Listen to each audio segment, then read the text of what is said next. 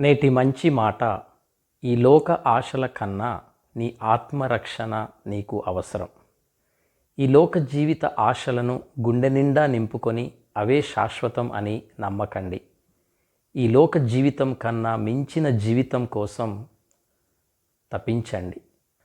అదే మన ఆత్మరక్షణ అని గ్రహించండి.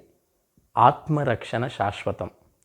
ఈ లోకమున నీ గుండెల్లో నింపుకున్నవారు నీవు ఉన్నంతకాలం నీ ప్రతి క్షణంలో ఉండరు.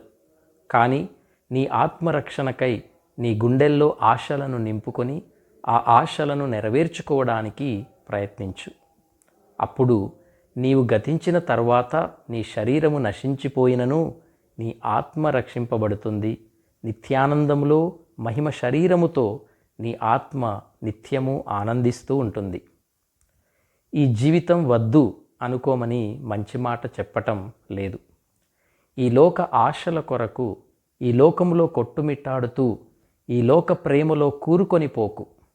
ఆత్మకు నిత్య జీవం ఉందని దాని కొరకు పరితపించుమని బోధిస్తుంది. నీ ఆత్మ కొరకు కూడా, నీ నిత్య జీవితం కొరకు కూడా, నీ ఆత్మ సంరక్షణ కొరకు కూడా నీవు ప్రాణంతో ఉండగానే ప్రయత్నించు. జాగ్రత్త పడు. నీ ఆత్మను నీవు రక్షించుకొనుటకు త్వరపడు, శ్రద్ధ తీసుకో.